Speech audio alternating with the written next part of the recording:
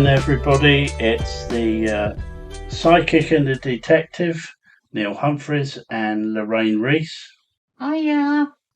We've got an exciting new podcast for you this afternoon, and it's kind of loosely based on Lorraine's second book, which was Troubled Spirits and Working with Troubled Spirits.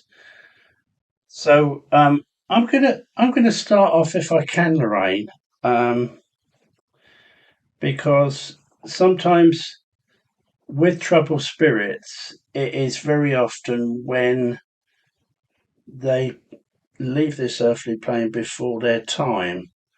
So I wondered if we could start by asking Spirit to tell us a little bit about what happens at the point of our death within this reality. Okay, so as you know, there's no death, it's just a physical death of our bodies. So at the time that we're about to pass, I've asked my guide Ramos on many occasions what happens. And he tells me it's just like a blink of an eye. You just vacate your body. And at the end, your loved ones that have passed over before you, even if you know them or not. So when a child passes away, they may not know anybody that's passed before them, but they're greeted by a loved one that's been part of your family chain. It could be 1,000 years ago, but it would be somebody that shares some of your bloodline, so I've been told. So as you leave your body, many spirits, when they've come back to, when I've channeled them through readings to their loved ones, they've said, oh, we've sat in the room with you, we saw what you was doing. So that just tells me that there's not a big rush that you go straight into the afterlife. It's a very slow transition, and by slow, it might be as a blink of a second to them, or 10 minutes to us, but it's a very slow transition. And as they pass in, they always say that they're feeling the most alive they've ever felt.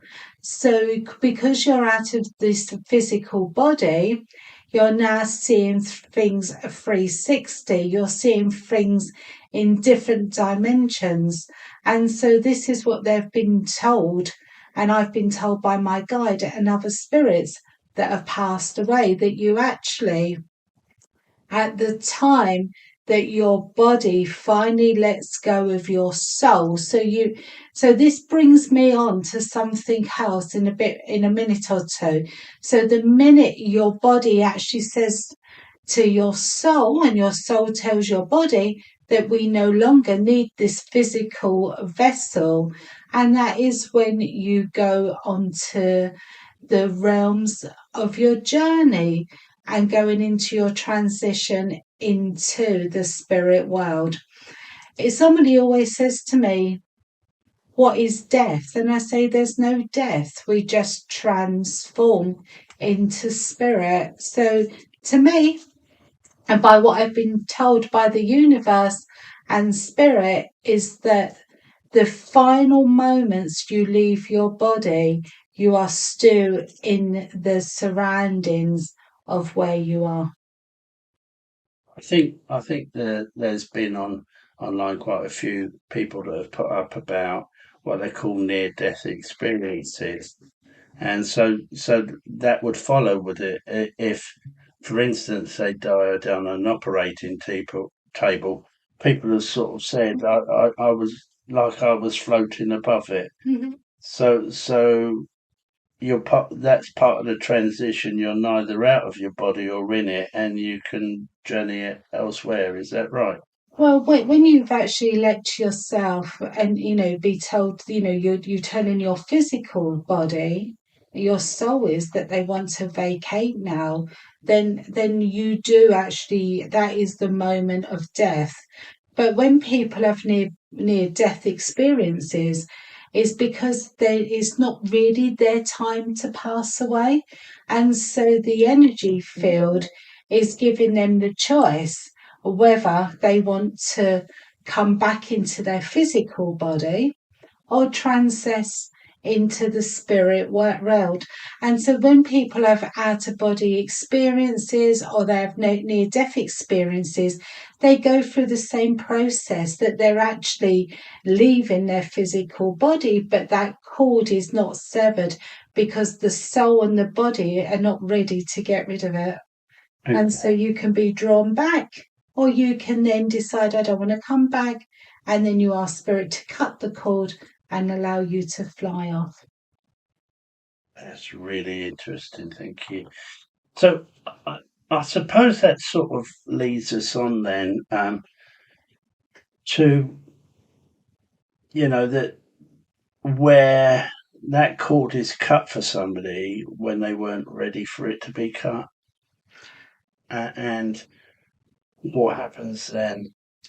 Well, the cord is never cut from spirit unless it is ready to be cut. And so people sometimes have the most horrendous deaths.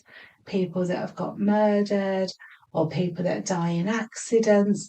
Their soul is ready for the transition. And I will explain what I mean by that. So I give you an example.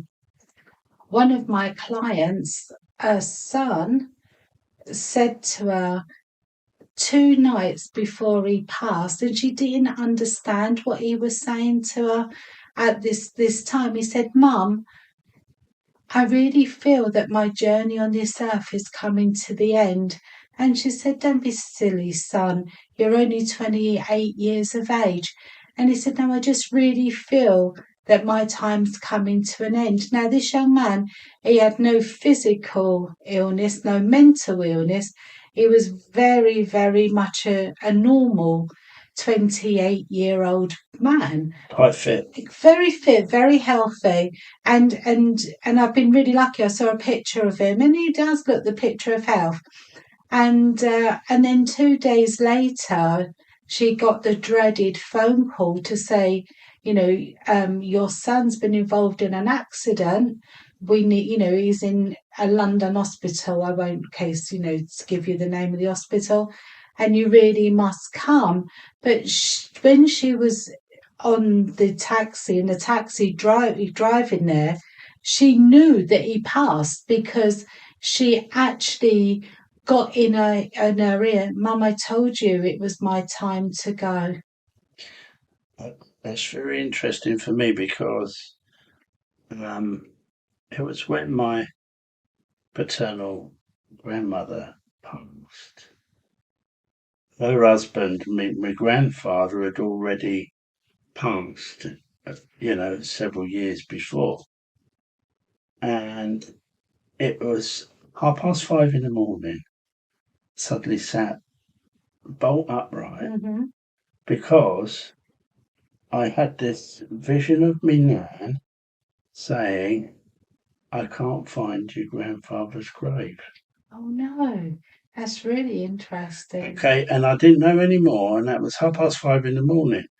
Later that day, my father rang me up to say, I'm sorry to say, but your nan's passed. I said, what time was it? He said, 5:30 this morning. Oh wow. So that's because she connected with you. Yeah. And this is what I was going back to the beginning of the conversation about this, is that when you first pass, you can leave the environment, you can go and visit your loved ones that are not sitting there with you. You can have that time to really go and say your goodbyes, not the people on the earth that are still in their physical, but you as a spiritual being. You then go and say your goodbyes. So you, Neil, what happened was your grandmother come to you. I really need to find Grandpa's grave because I need him to meet me. So she, in her wisdom, thought, oh, Neil, he knows what he's doing. I'll go and see him. And so it's not that you fly anywhere, just as a thought, you can be with that person. Okay, that's very interesting. Now, I know in the past that you have been involved in some investigations. Oh, yes. Sometimes, being an ex-police officer, sometimes detectives are very sceptical, aren't they, about the use of mediumship in investigations. But do you have examples of where it has worked? Yeah, well, okay, so one big example that I was called to a very well known case, and I'm not sure that I'm allowed to say, but I was called to this, and there was another medium sitting there with me as well. And it was two children that had gone missing. And so I got there, and all I could see was a school building, like a school building, and a man, and also I could then see a car, and it was really strange. And then I had this overwhelming sense of fire, fire, fire.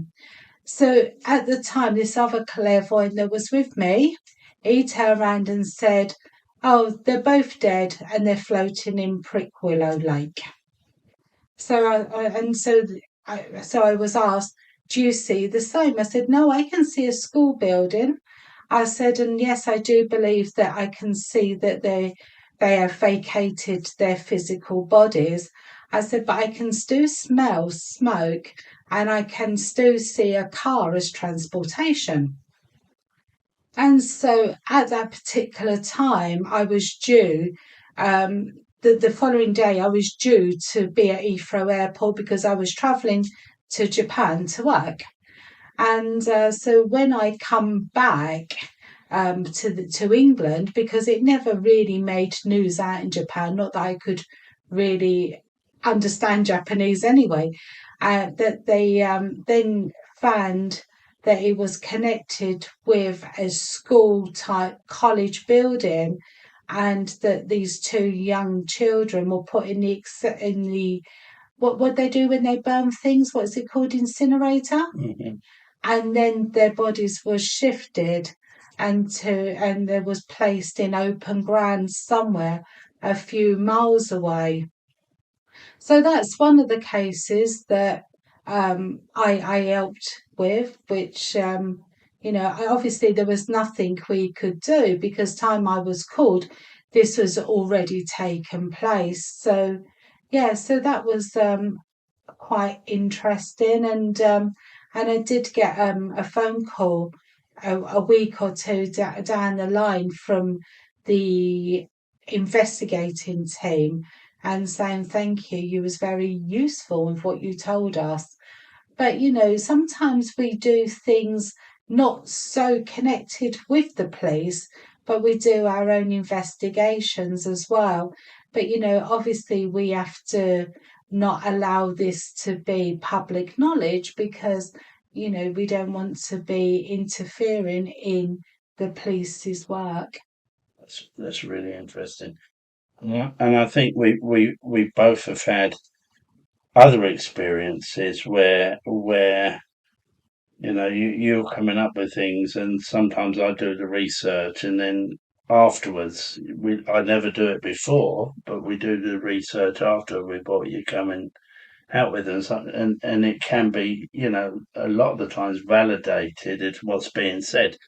And I know before we went into lockdown, we were doing, or during lockdown, we were doing some online stuff, wasn't we? Oh yes. And we had a lady that who is from Alaska who was living in another part of America, and I think it was her uncle Her uncle, yes. had gone missing.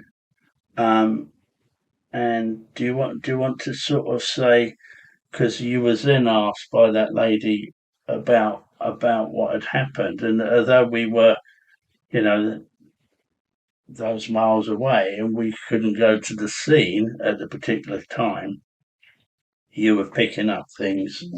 Yeah, I remember this because it was very interesting because I picked up, I could see a vision of, I think it was our uncle.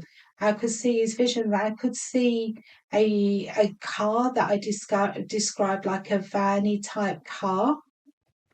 I also described two family members that was connected with some sort of conspiracy against him, although I don't believe that they was the one that physically took his life. I do feel they did contribute towards this.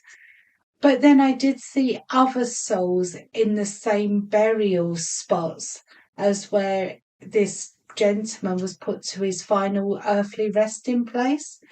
And so I didn't really know much about the case, and also, well, didn't know nothing about the case at that stage. But then I also picked up that the person that was involved in this has also just buried a child.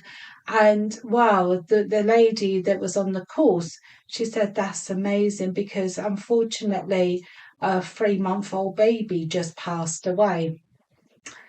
But to me, we never really got to the bottom of it because of lockdown and because of obviously the finances and going out there to investigate it. But I do think it's some conspiracy towards the, because I think they're Eskimo or Native American. Indigenous, Yeah, yeah. yeah, Oh, yeah. yeah. So it, Native American. Native American, but I do Yeah. think more of them Eskimo kind of tribe, I think, as well, Yeah. in their past. And I certainly feel it's just been a bit of a vendetta against that community. But I do feel there's lots of them that have gone missing. And I certainly feel there's some kind of, I don't want to say a cult behind it, but I don't quite know what to say. But I do think the police have not really investigated like they should have done. But I certainly feel like, to me, I do feel they're doing it even today. Oh, that's amazing what you've come out with because when I had looked into it at the time and subsequently, I know at the time that this gentleman went missing in the next sort of 6 months, there was up to I think 8 people, both females and men, that had gone missing. One of them of which, was a young man who was a musician, um, and eh, the family have been trying to get the they called in the police, the state troopers to properly investigate. Um, and I don't think that there's, they are trying to do an investigation, but it's something that, if in America, if there's a white female goes missing and then is murdered, it's all over the news. Um, but, it's not necessarily over the news in this particular area. Um, and looking at it, I think there is something going on, and the fact that you said that there's it's a vast area where they're living, Okay. and it's it's you know and there's a lot of snow there for a lot of the year and everything else. But it's interesting that you say that the bodies are quite close. The bodies, yeah, I could just see that they were very close. And unfortunately, I think a lot of the remains have now been eaten by wild animals. Yeah. And so they've been very, I still feel it's a bit of a cult thing going on, or some kind of vendetta against these Native Americans, and so, things start escalating. And once somebody gets the first for murder, that they want to keep on reoffending because they believe in some way, spirit told me, they believe that they're God. So that, so they really do then get this kind of inner strength that they're self acclaimed of whatever they want to do, they're going to do. But I honestly feel by the end of this year, beginning of next year, and that will be the end of 2024, I do think a lot more is going to come forward. And I do believe that the police will find what they need to find out. So I'm really, really happy about that. But let's hope and pray that no other souls get taken and done the same too. Thank you very much. I think that leads us on nicely to some of the ghost walks that we did, and um, sometimes the troubled spirits there. Um, so I wanted to, if I could, to talk about again when it was a bit of an investigation when we went to Barnes Oh yeah, yeah. Oh yeah, by the the river. river. Yes, Yeah, it was lovely. Yeah, so Barnes was nice, and Neil never really told me why we was going to Barnes. Just that he said lots of things happened there, so I went there quite blinded. And so anyway, we're walking. I remember walking down the river bank and that, and I could see lots of going back many many years, lots of women's bodies and. But I also sense that these women were women of the night. So I do feel that they were probably sex workers. And they was giving me their names and it was quite funny. So obviously Neil was jotting this down. And then I remember getting this man coming through and he told me his name was Mark and I'm like, okay, I got someone called Mark here. And he tells me I died just over there. I hit a tree. And I'm like, oh, okay. So anyway, so I've given this all to Neil about this guy Mark. Didn't really think anything of it. I'm thinking I was some crazy person because he looked quite crazy. Uh, no disrespect. He's just kind of walked into our energy field from the afterlife. And so it was quite fun. But I remember like speaking to these ladies of the night, and they were saying how they were, not just sexually assaulted, but there was also kind of mutilated a bit, and that they were left to just rot. And some of them were found straight away, and some of them wasn't. And as I'm talking, I keep on getting the name of Anne. So I don't know whether there was somebody Anne we channeled there or Mary Ann, something similar to that name. But anyway, she tells me, I really liked it when you come to do that. You actually spoke to us. So I can pick up her energy as I'm speaking to in the podcast now. So yeah, that was really interesting. And I never really asked Neil the follow up of anything. So I'm over to you, Neil. well, it's very interesting. The reason that I chose there is because during 1960, well, it started off in 1959, but went on until about 1964, 1965. I was a baby. At least seven uh, bodies of females were found within sort of either by that stretch of river or within a sort of 3 mile radius of it. And since nobody's ever been, although there's been people that have been put up as possible suspects, nobody's ever been actually.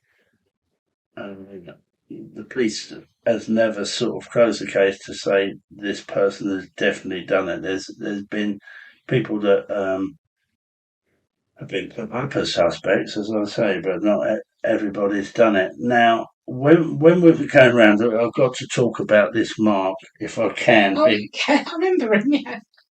because I think when we was there, you said he was wearing like this white suit. It was a bit of a flamboyant character, and he was wearing this white suit.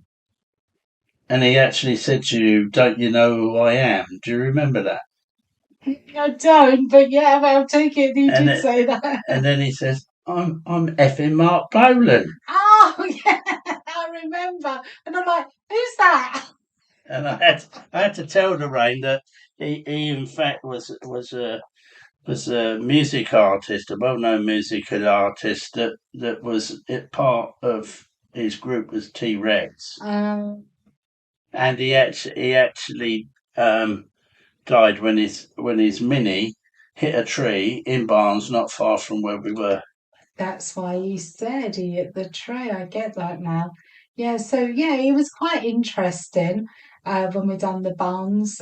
Do you remember about also saying about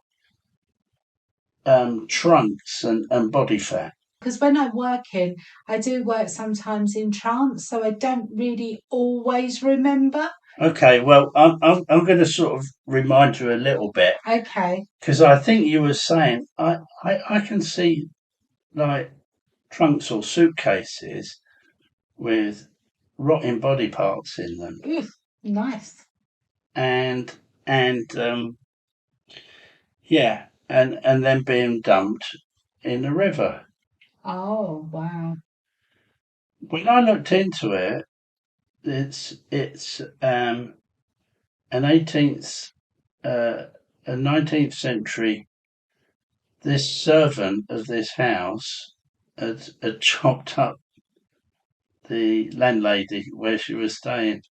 Oh, what, and put her in a trunk, yeah? And Oh, wow. See, because, Neil obviously is the investigator. When I do work, uh, most of the time I just work in trance and I only hear it as I'm giving it. And then, I'm not one that keeps it all stored because to me, I have so much energy coming in and out, in and out.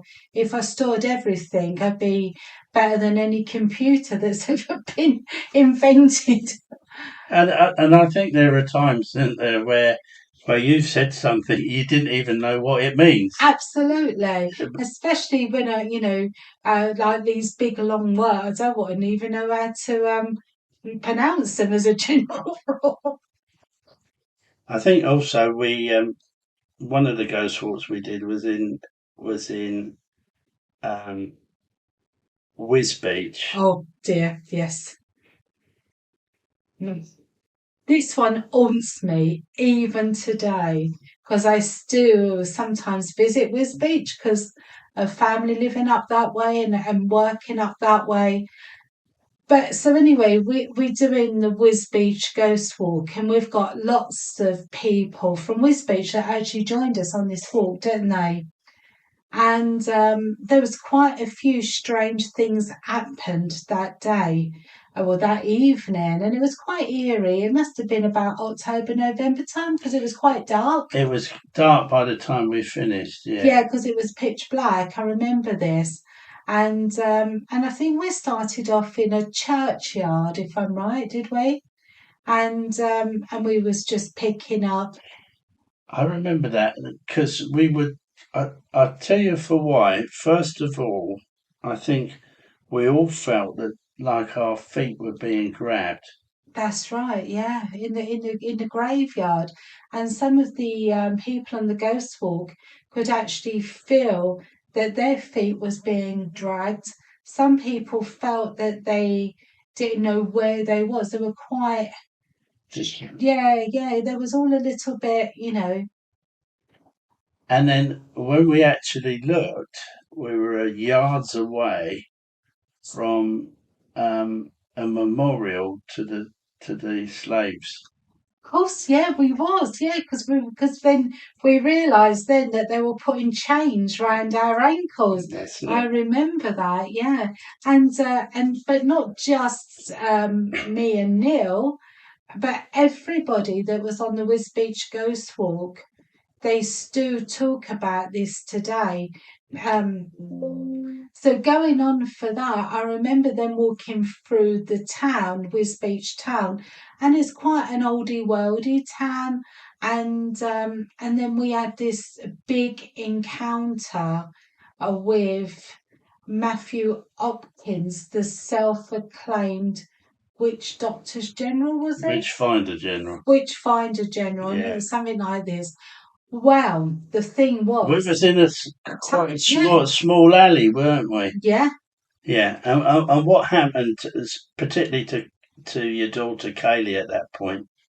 All I can remember of this is that we walked into this small alleyway, but it's like a street. So you're looking at a very small street where you've got old buildings both sides, and and this Matthew Hopkins and a sidekick of his, which I don't know whether we ever got his name. I thought, I think I remember him saying John or something. Yeah, that's it, John. And he won't let us go through this pass, and he's accusing Kaylee, my daughter, of being a witch, wasn't And he? he tried pushing her, And he, didn't yeah, and he was pushing her. And then at this time, we didn't even know that Matthew Hopkins even went into Wisbech because it wasn't part of East Anglia, which was his territory. he? It was more down Yeah, Colchester way in this Colchester, sort of yeah. area, wasn't it? Yeah, so rather than being up in the Fenlands. And so we're like, really, and he was just, I mean, all the people on the Ghost Walk were screaming. Do you remember that, Neil? Because they was Mm. absolutely screaming because there In was the all, end, I yeah, had to have words with him, didn't yeah, I? Because he absolutely. was laughing as well at He was them like, screaming, yeah, and I yeah. said no. And then he went on and told us that he in Leverington, which was a little bit further out of Wisbech, he actually took his youngest victim, wasn't it? It was it an 11 or 12-year-old girl, I know she was and quite young. his I can't mum remember and her the mum, age. and that and how he put her in the, I don't know, pond, was it? I can't quite remember.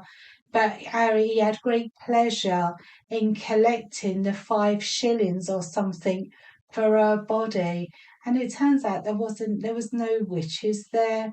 And it was just in making money. But he was laughing at us all the way through it. And in the end, we left that site and we went to a derelict church. And was it like a 16th century church that wasn't even It was known as a there church? behind the bank, isn't it? Yeah, yeah. Yeah. And so and then it was pitch black, and then there was a flock of birds or something that went up in the air, didn't it? Mm. And I remember you saying, Neil, we've released all the trapped souls. Well, I don't know. I don't know if you remember, but we were standing in a circle, almost like a little séance sort of Yeah, thing going on. And we started, and somebody took a picture, and there was an image of a man standing amongst us that wasn't absolutely. Was a there, wasn't part it? of this realm, yeah. Wasn't part of this realm, and he was standing there. And I think actually before we actually went there, you were saying that we're going to be doing some rescuing work tonight. Yeah, I mean, I always set an intention before you do anything and also protect yourself because when you're dealing with open spaces, you need to be physically protected because I always say there's good and bad in the earth plane and there's the same in the afterlife. But, so we had to protect ourselves. And then obviously Spirit gave me a guideline of what, we was going to encounter. Not that was told that Matthew Hopkins would have been there. I don't think I would have gone. I would have pulled a sickie. Yeah, but I've kind of got a relationship with Matthew now. He don't like me, does he? No, he doesn't. He's petrified of you. I don't know why, but there. And poor Kaylee, I remember him pushing her, and she got pushed so back that I think she was in the middle of the crowd, and she ended up being right at the back of the crowd. But yeah, no, it was very interesting. But these are spirits that they've either done something really bad, which he did. I mean, he killed innocent people for money and are people that have took people's lives and people that have had their lives taken. The ones that have their lives taken, especially if they don't feel that they're ready to pass, although I do feel everything is mapped out for us Hmm. and we have to go through certain things. And, once we've done that, then our body's like, okay, it's time to your soul to leave me now. And but sometimes as we're human beings, so we have our own free will, and sometimes we can be quite defiant. And because we still want to be on the earth, I've been told by spirits that don't want to go up in back to the source, they do kind of stay quite earthbound. So basically, I think it was then that Ramos asked you that these people need releasing. We were working on that, and then all of a sudden there was a. I mean, bearing in mind this was gone 10 o'clock at night. It was almost pitch black except from some lights coming from some of the buildings. And then we looked up in the sky and there was like 7 or 8 swans Mm. just flying in formation over us. Yeah, in a circle, if I because we were standing in a circle and they were just flying around us, wasn't it? It was quite weird. Yeah, and then they sort of went off, didn't they? Yeah. Yeah, so that was very interesting, the Whiz Beach one. I also found the Ely Cathedral one quite interesting. Ely, yeah, Yeah, and my biggest thing that I found with Ely Cathedral was when we actually was walking through the graveyard, and I could see a lady in a wedding dress, yeah. and There was a little church yeah, behind, yeah, wasn't the it? little church behind. I'll tell you where it was. It was a little church next to where supposedly Oliver Cromwell's house Okay, was. yeah, Yeah. and so St Mary's, is it? Or something like that. Yeah. and so anyway, we and I said, oh, and she said to me that she died in her wedding dress because her husband went to battle and never come home, and so she Do you knew. think that was one of the 20th century, that either the First World War or the Second World War? I think maybe the First World War Okay. because of our old the style of clothing because it looked just really. I mean, I could be quite wrong, but I just feel that the way she looked and the way the wedding dress was, I would say it was probably the First World War. Okay. But I also remember then as we was walking and we was drawn to a house and the same lady that I saw in the graveyard, I could see her in a wedding dress in the house, That's right. and a few of the people on the ghost walk took pictures, and they could see her. Do you remember that, Neil? And I think the pictures are in my book. So the Whiz Beach pictures are in the book, and so is the Ely Cathedral ghost walk, the Ely ghost walk. But yeah, they were Do both you really remember what? interested. Because nearer to Ely Cathedral, there's like this big gatehouse. Can you Mm. remember what happened when we walked through the gatehouse? Was it? I don't know if we got stopped or there was No, no, probably. that was further on. Oh, was that further Do you on? remember about you No. saying that there was a king there? Oh God, yeah, I kind of remember. Like I say, sometimes I work in Yeah, yeah, tunnels, yeah, so I yeah, yeah. don't always remember. But I let you tell that story then. Yeah, so it's walking through what is the portal or the gatehouse at um, Ely Cathedral, and Lorraine sort of saw like a kingly figure against the wall. And again, people took some pictures. I'm not sure whether or not they came out. But then we walked round the back of Ely Cathedral, and normally you can walk and sort of get out and walk down and get out the other side. But for some reason, we was behind Ely Cathedral. And what did we encounter there? Why couldn't we go through? I really can't remember. The monks? Oh, yeah, I was going to say the monks, and I'm thinking, but was that a bit further on? No. Yeah, the monks stopped us, Yeah. and they were quite intrigued in how we could see them. I remember that, and they could know that we could see them, and they wasn't letting us go because they needed to protect something. I think Yeah. I can't quite remember because obviously. like I explained, I probably sound like an old record. I do work in trance, so that's why people, when they have readings off me, I always say record it on your phone because I will never know what I've said. No, yeah, I understand that. But what was quite interesting was for me, and this is where being a police officer, being a detective, and all that sort of thing. You think, well, this is all right, but what is the evidence that I can't see it? I'm not one that can see things, but I can sense things. And and although I was sensing that they didn't want us to go through, I said, right, I'm gonna walk through. And as I went to go through, I really felt something hit my chest quite hard and pushed me back. Oh, yes, I remember that. Oh, yes. What would have that been? They were trying to stop me, They, or they they, were going through me? yeah, I do think they were trying to stop you, and then because they couldn't stop you, they wanted to stop the people behind you, so they did walk through you Yeah, because they're thinking, one's, there's only one. We don't want 100 people following it through.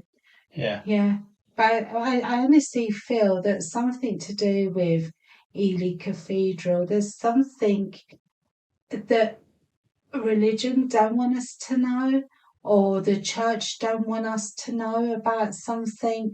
I just had this big feeling, and even when I drive past Ely Cathedral now, going to certain work, I always feel, you know what, you've got many secrets in that vault. yeah. And interestingly enough, and I don't think it was actually mentioned in the book.